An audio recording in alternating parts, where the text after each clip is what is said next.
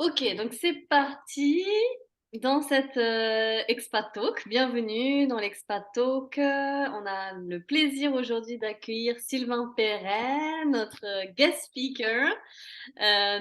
Sylvain, bah, bienvenue. Merci, bonjour. Bonjour. Sylvain qui est le fondateur de Objectif USA, qui est en expatriation. Enfin, en expatriation. Quand je parle d'expatriation, ça veut dire qu'on vit à l'étranger, hein, dans Mhm. mon langage. Ça peut être sous tous les formats, contrat local, expatriation, peu importe. Donc, Sylvain est en expatriation aux États-Unis depuis plusieurs années. Donc, tu vas nous en dire un peu plus dans un instant. Déjà, je voudrais savoir, Sylvain, que tu nous dises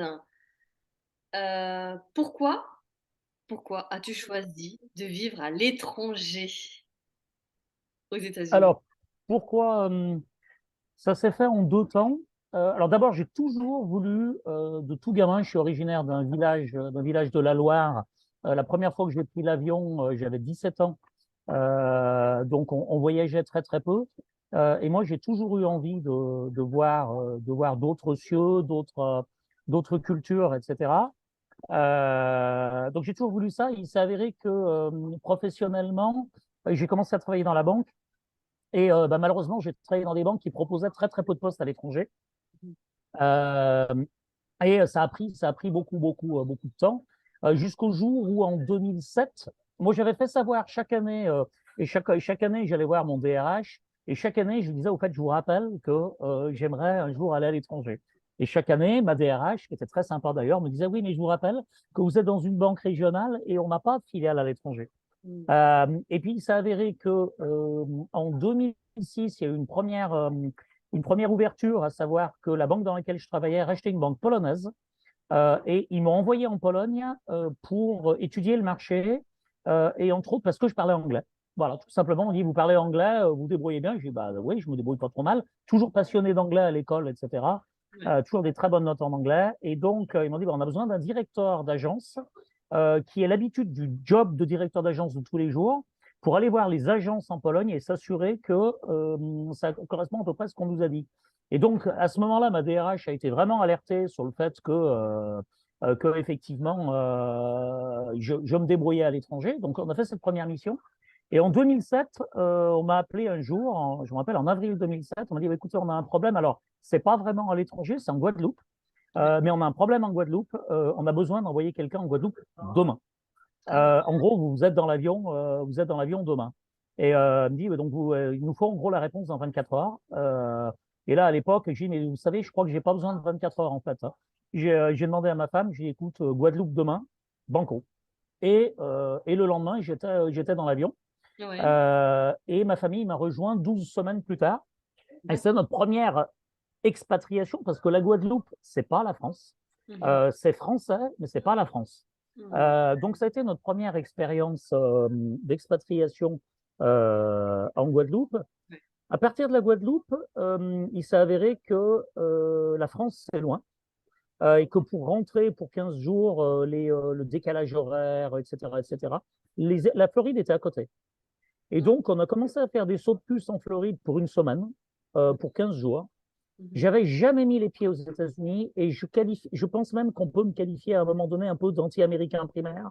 Mhm. Avec, pour moi, les Américains sont tous obèses, ils sont à culture, ils n'ont pas de culture, blablabla. Ouais. Toujours est-il que lors de notre premier voyage aux États-Unis, on est rentré de Floride Mhm. et il s'était passé quelque chose. Vraiment. Alors, pour l'anecdote, nous étions là la semaine où Barack Obama a été élu. Ah oui. Donc, c'était vraiment novembre 2008. Mhm. Il se passait quelque chose aux États-Unis. Et on est revenu de ce pays en se disant, mais c'est pas du tout ce à quoi on s'attendait, Mhm. et ça nous a plu. Et on a commencé à revenir.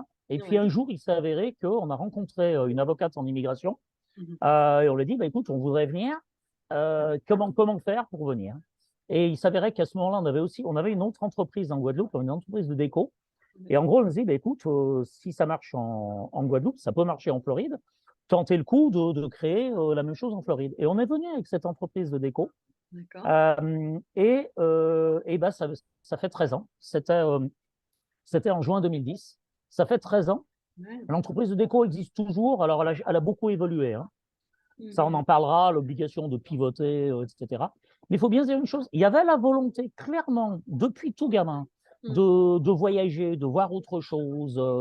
Voilà, il y avait cette volonté-là, mais il n'y avait pas du tout une démarche de dire, ah bah tiens, on va préparer un projet pour partir aux États-Unis. C'est un petit peu la vie qui a fait que Guadeloupe, puis Guadeloupe, États-Unis, et puis des rencontres, des rencontres, des rencontres.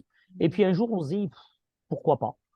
Et puis je crois que c'est vraiment le leitmotiv de toute notre vie avec ma femme, Oui. c'est de toujours se dire, bah, écoute, il vaut mieux avoir des remords que des regrets, on y va, on verra bien, Ouais, on verra bien. on verra Et puis bien. il s'avère qu'on est toujours là et que bah, on regrette pas. Voilà, on est bien Ouais. où on est, on évolue, voilà. Ça fait 13 ans donc que vous êtes en Ça fait Floride. 13 ans. Ça fait 13 ans en Floride, 13 ans dans le même quartier, 13 ans dans la même maison. Bon, ça va peut-être bouger dans les mois à venir, ça par contre. Mais on a choisi, on n'a pas choisi la Floride, on a choisi Orlando, et j'irai même plus loin. On a choisi notre quartier pour les écoles. Ça a Mm. été notre point. La première des choses, c'est qu'on voulait un job qu'on puisse faire un peu de n'importe où. Donc, on avait une boutique de déco, mais surtout online, Ouais. beaucoup de choses online. On voulait un job qu'on puisse faire un peu de partout. On voulait une ville qui soit très, très bien desservie pour tout ce qui est logistique. On voulait une ville où le coût de la vie soit pas trop cher, c'est-à-dire que c'était un peu pareil quand on était en France. Je travaillais à Lyon, on habitait à Saint-Étienne. Saint-Étienne, c'est une ville où la vie est pas chère. Et donc, à revenu identique, je pouvais avoir une vie pour ma famille et mes enfants bien meilleure à Saint-Étienne qu'à Lyon. C'est pareil à Orlando. Orlando, c'est une ville dont le coût de la vie est mesuré. Et donc, quand je vois la qualité de la vie qu'on a, j'ai pas envie, pour résumer, j'ai pas envie de travailler 70 heures par semaine pour gagner 200 000 dollars pour au final me retrouver dans 50 mètres carrés à Manhattan. Mm. Même si j'aime beaucoup Manhattan, mais pour les vacances. Ouais.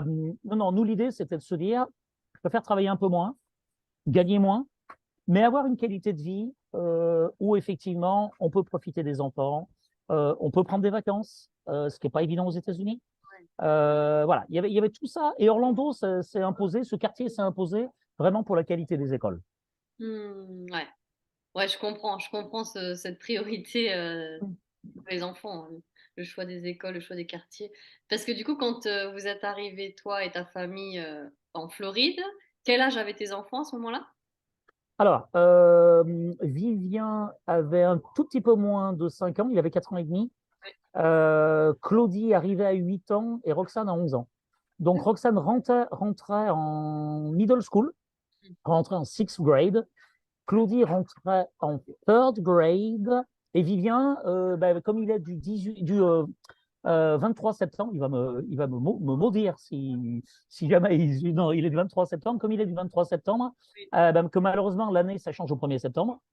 Ouais. Et ben, il est arrivé, il avait 5 ans le 23 septembre, donc il a dû faire une année de daycare, en l'occurrence de pré-kindergarten, Mhm. qui finalement a été très bien. Ouais. Qui finalement a été très bien. Donc voilà, donc 5 ans, 8 ans et 11 ans. D'accord, ok. Donc ouais, c'était petit, ouais, quand même petit. À la fois, t'as tous les âges, ouais, effectivement. On a tous les âges. Alors, moi, je vois vraiment, par rapport à mon activité où j'accompagne et j'accompagne des gens qui viennent, je vois vraiment une différence entre ce qu'on va appeler l'adolescence, c'est-à-dire, j'allais dire au-delà de 14 ans. C'est là où c'est un petit peu plus, alors c'est pas difficile, mais c'est un petit peu plus difficile de venir avec des ados parce qu'il peut y avoir un petit copain, une petite copine dans la boucle. Mm. C'est un âge c'est un âge un peu ingrat au niveau des communications, etc. Au niveau des copains, des copines, ça peut être un petit peu plus délicat. Alors nous, très honnêtement, vraiment, la question de l'intégration s'est pas posée. Alors, il faut juste préciser une chose. Euh, je vais être un peu dur, mais au niveau scolaire, mes enfants venaient de l'enfer. L'enfer étant l'école en Guadeloupe. D'accord. Ça a été 3 ans d'enfer. Je ne rentrerai pas dans le détail, mais ça a été 3 ans d'enfer. Ça s'est très mal passé en Guadeloupe pour nos enfants. Parce que la Guadeloupe, c'est l'école d'il y a 50 ans en France. Ah oui. Voilà, avec les châtiments corporels, avec la totale. Donc ça s'est très, très, très, très mal passé pour nos enfants en Guadeloupe. Arriver ici, pour nos enfants,